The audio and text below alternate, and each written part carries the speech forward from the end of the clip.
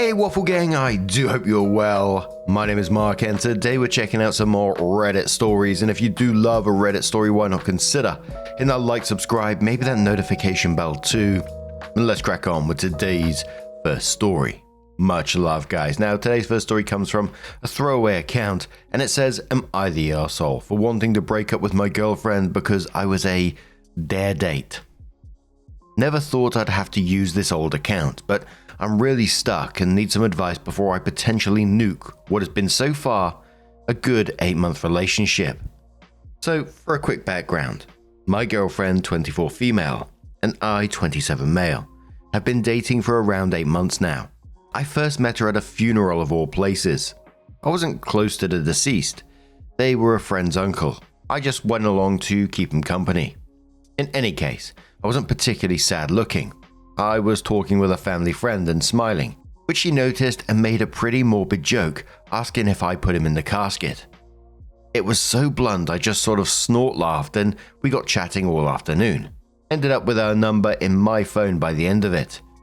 She was funny, witty, pretty, and genuinely a fun girl to be around.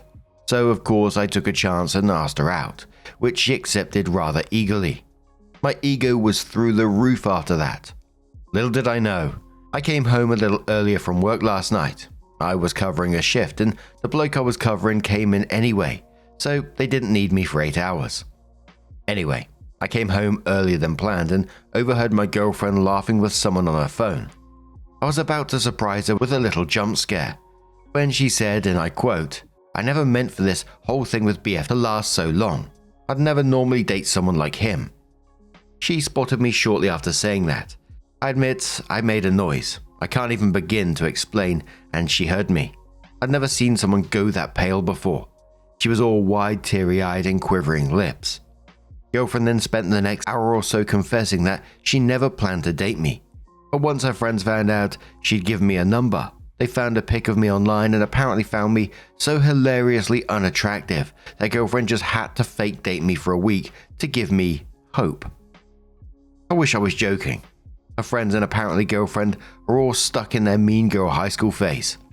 Girlfriend agreed, but I guess apparently forgot about it because we've been dating for 8 months, not 1 week.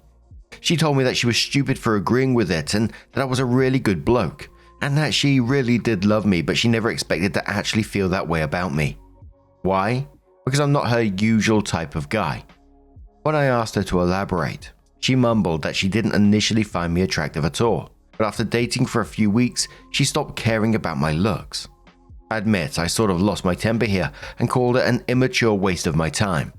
I told her I wish she'd just dump me a week into dating because to find all this shit out 8 months in when I cared about her, loved her, was fucking foul. I'm staying with my mum at the moment because I need space to think and vent. Would I be the arsehole if I dumped girlfriend for this? Edit. Wow. Okay. I did not expect this much feedback. Blimey. So I've turned my phone back on and it's a mess of texts, voicemails and missed calls. I've only listened to a couple, but she's absolutely sobbing her heart out and pleading for me to come home so she can explain. Nothing from her friends, mind you, just her. Says it all really. No idea what to do, but now I feel like rubbish. Bloke? Blimey? Rubbish? We've got a Brit here, folks.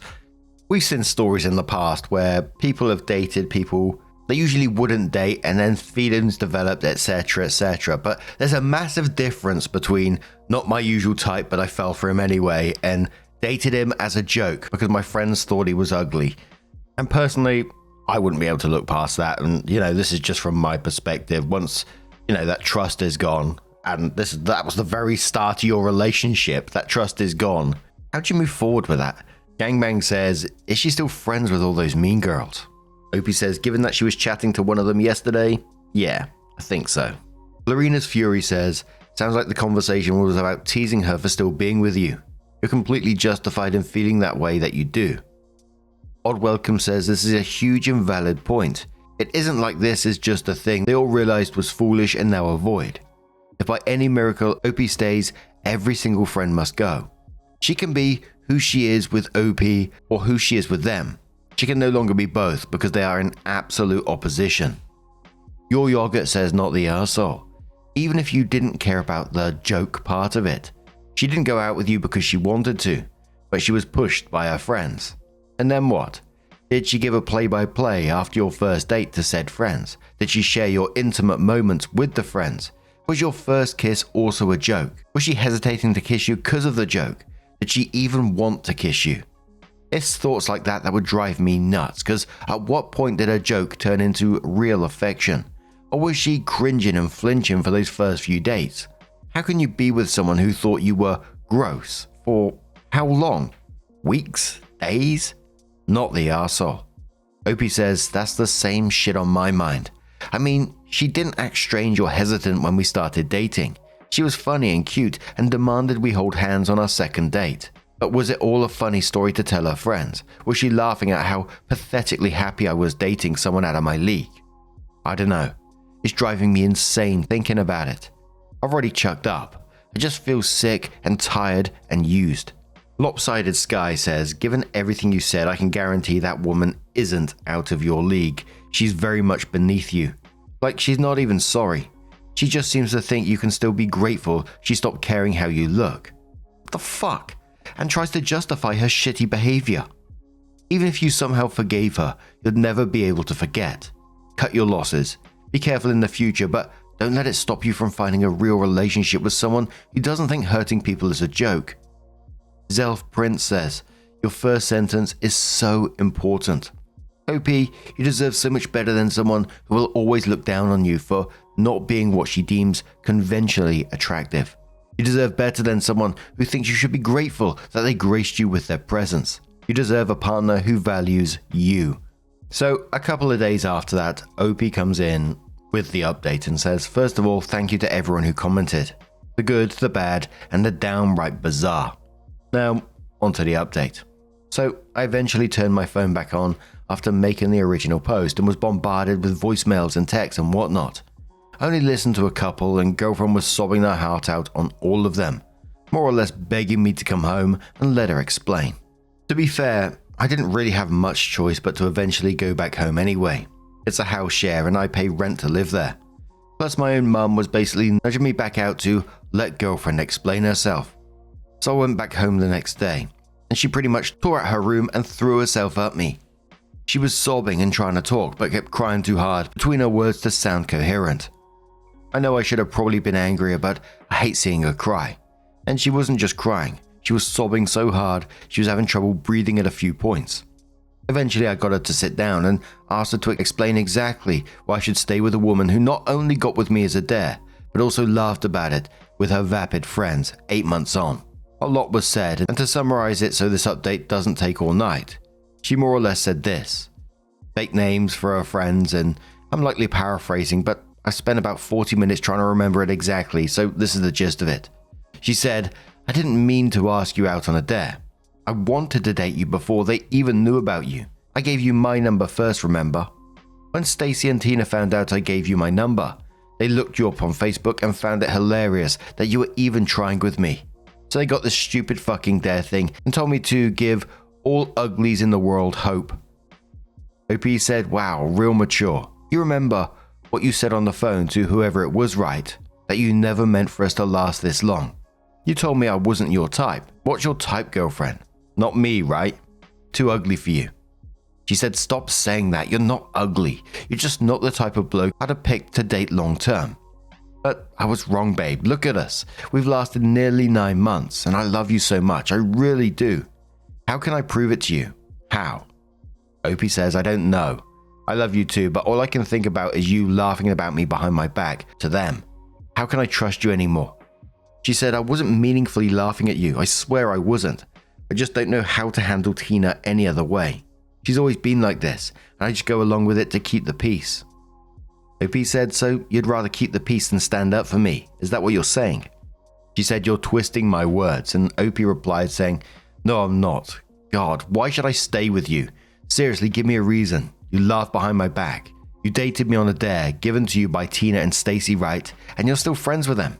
You chose them and their cruelty over us and what we have. She said, we've been friends for years though.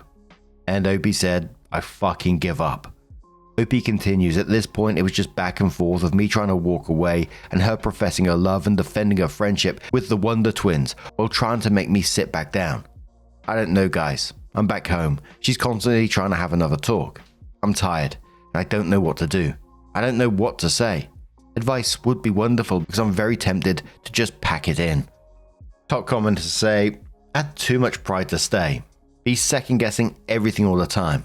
How exhausting. Top Spite says, from what I've read, girlfriend failed to resolve the situation. She continues to defend her friends, dismissing their behavior by saying, it's just the way they are. She remains close with these friends, laughs with them at OP's expense, joins in on their jokes about them, and allows them to disrespect him without taking any action. Despite all this, she chooses to maintain her friendship with them. To me, this feels like siding with her friends over a boyfriend. Where has she stood up for him? Where has she defended him? Where has she expressed disagreement with the jokes and the disrespectful comments aimed at him? I just don't see it. Dom says, not the arsehole. Jesus Christ, man. She just seems like she regrets being caught in general. I say that you just drop her because this ugly has hope that he will find someone beautiful both inside and out. Or tell her that if she truly wishes to make amends, she stops associating with high school mean girls because that constant influence in her life will definitely haunt your relationship going forward. If she says, but we've been friends for years, say, great. So do you want years or possibly decades with someone you truly love? Or do you want more years of that horrible influence ruining all your relationships, taking advice from children who I definitely will never want to hang out or get along with? If my friends thought you were a complete monster or disgusting to look at and laughed at it on the phone with me behind your back, you're really cool with me hanging out with them just because I met them first before you several years ago. Then when she hopefully says no, that's when you say, exactly, so make your choice. If she says yes, I'm cool with that, then say perfect. I'd rather date someone with as much self-respect as I have, so enjoy your single friends, keeping you single. Bye. And the final commenter says, those girls are mean girls and there's a chance your girlfriend is in a controlling friendship with them. If you love her and want to be with her, then tell her she needs to let go of these two girls, at least for a certain amount of time. If she can't do that, then there's no hope, because they're going to trash you always. Hell, they probably talk shit about your girlfriend as well, so this is on her now. It's very possible to not be completely into a person at the start, and once you get to know them, you see them in a different light. And, I just couldn't do it. There's no way for me I'd be able to stay in that relationship. And just looking back to the very beginning of this, she's 24 years old, going on a dare date. I mean, what the fuck? But what do you guys make of this situation? Let us know your thoughts down in the comments below. Let's move on to another story. Now we're going into our very own subreddit r/Mark Narrations. If you want to share your own stories, please feel free to do so. You can set up your own throwaway account really easy. But this story is from Faye Lulls, who just says, Bridesmaid from Hell. Hello Mark, long-time fan. I wanted to share a relationship story about one of my former friends and bridesmaids. It's a bit long, but I hope you find it interesting. I, 27 female, married my husband, 32 male, 3 months ago. And now that some time has passed, I'm ready to reflect on everything that happened, including the drama with my former friend, Karen, 29 female. Backstory. Karen and I were acquaintances in college, but we didn't spend much time together back then. We reconnected during the COVID pandemic and maintained a long-distance friendship through calls and text. When I got engaged in 2023, she pressured me into making her a bridesmaid. Looking back, I hadn't planned on asking her, but at the time, I figured, why not? She seemed eager to support me. Bachelorette party issues. We planned my bachelorette party for summer 2024. Around that time, Karen had been involved in a workplace situation where she was fired for sexual harassment after pursuing a coworker. Another crucial detail. Her company had been paying for her master's degree, and as a result of her firing, they demanded reimbursement for her tuition. She lost her job a week before my bachelorette trip. While I made it clear there was no pressure to attend all the activities, she still came but spent most of the trip in her room. That was fine, but she got upset at me and the other bridesmaids for not checking on her more or bringing her food. Oh, dearie me. At one point, I mentioned wanting to visit a local ice cream shop and invited her. She declined, but later she was mad that I, the bride, didn't bring her a treat. She also tried to stir up drama by implying that my other bridesmaid, Erin, 25 female, was talking badly about me, which wasn't true. On top of that, she made weird comments about Erin's body, even pulling me aside to ask if I would kill to have her body. I shut that down immediately, but she continued making similar comments all weekend. By the end of the trip, none of my bridesmaids liked Karen.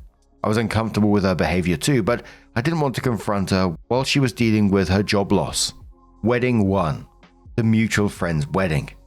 That fall, a mutual friend was getting married, and Karen, my fiance, and I shared an Airbnb to save money. Since my fiance and I paid 2/3 of the cost and provided transportation, we assumed we would get the master bedroom. Instead, Karen called dibs on the master bedroom without asking us. It was frustrating, but we let it go. At the wedding, Karen repeatedly intruded on my space with my fiance. At dinner, I reached for his hand and she tried to hold mine instead. I pulled away and she looked hurt, but I had no idea what she was thinking. During the ceremony, I caught her staring at us while I was sharing a moment with my fiance.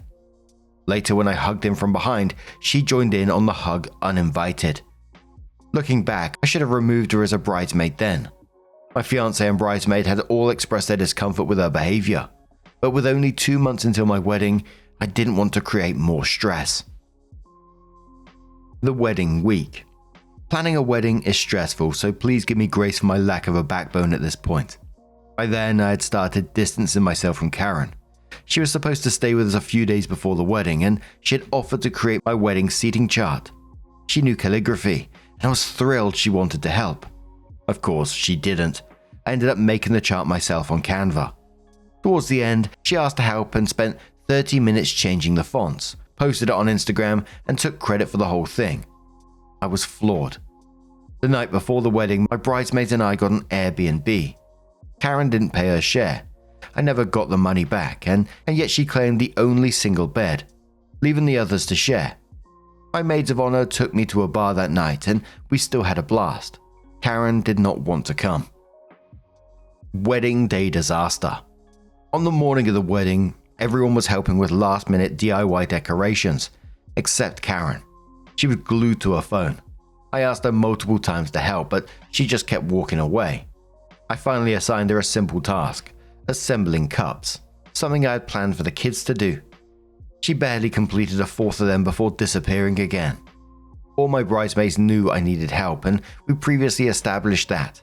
Mainly putting up linens and the centerpieces, lighting candles, assembling cups, etc. Erin saw my frustration and confronted Karen, who immediately started crying, insisting she wasn't being helpful and that Erin was being unfair. I stepped in and told her that her actions were hurting me. Instead of helping, she sulked in the bridesmaid suite the rest of the time, where I was getting ready, and it was clear she was talking badly about us. In several wedding photos, we had to Photoshop her out because while everyone else looked happy, she was giving us death stares. Despite all of this, my wedding was beautiful. I was so happy to be marrying my best friend. Nothing could ruin that. The final straw. After the ceremony and dinner, I took a quick break to check on my dogs, our ring bearers. Karen followed me and brought up our earlier confrontation. I apologized for calling her out in front of others, and she smugly said, "I knew you'd come to your senses. Thank you for apologizing." That was it. Any lingering respect for our friendship was gone, but I refused to waste another moment on her that day. It was my wedding, and I'd be damned if I wasted another moment of that day on her. Going no contact. During our honeymoon, my husband and I talked about Karen. He hated seeing me be someone's doormat. We decided I should go no contact. When we got back, I sent her a message explaining my decision, then blocked her. My friends and family fully supported this. There may have been a mini party. Epilogue. Recently, I heard through a mutual friend that Karen's former company is suing her for the unpaid tuition, and she's blaming that stress for her wedding behavior. That's it. First time poster, long time lurker. Please be gentle in the comments. Holy moly, dealing with someone like that, Karen, is just like one of those typical that we see in these stories, emotional vampires who she always positions herself to be the victim while sabotaging your day. And I know you said yourself about the whole backbone thing, and it sounds like you realized it in the end. And whilst I agree that, people like Karen do need to be dealt with a lot sterner, and I know myself it can be difficult to do stuff like that, But I find it really sad at the same time when you seem like an incredibly kind person, and, you're having it weaponized against you by some arsehole. If you're anything like me, you think like, oh, maybe, she is just going through a tough time. So I know how difficult it can be, and people like Karen know exactly how to push the guilt buttons, and on kind-hearted people, they know how to manipulate. And in the end, I think you gave yourself an amazing wedding gift, permission to cut that toxic arsehole loose. And I think the celebration at the end that you, your friends and family had after you blocked her, it sort of said everything, that it was obvious to them what her behavior was like. So after this, just good on you for standing up in the end and blocking her, because it needed to be done. I know it can be incredibly difficult. Again, I know you get a lot of people in these stories who say, oh, doormat, etc., etc. But, I think it's incredibly difficult at the same time. I know a lot of people go, no, it's not difficult, but I think it is. I think many people will find it difficult as well. So instead of the doormat, I'm just going to say well done to you, OP. But what do you guys make of this one? Let us know your thoughts down in the comments below. And don't forget, if you have your own story to share, r/Mark Narrations, why the hell not, right? Just a huge thank you for being here today, getting involved in the stories, your love, your support, your time. It always means the absolute world to me. So thank you so, so much. And hopefully I'll see you in the next one. Take care and much love. I've been thinking about your smile. I've been thinking that I can't let you go. Hey, can you hear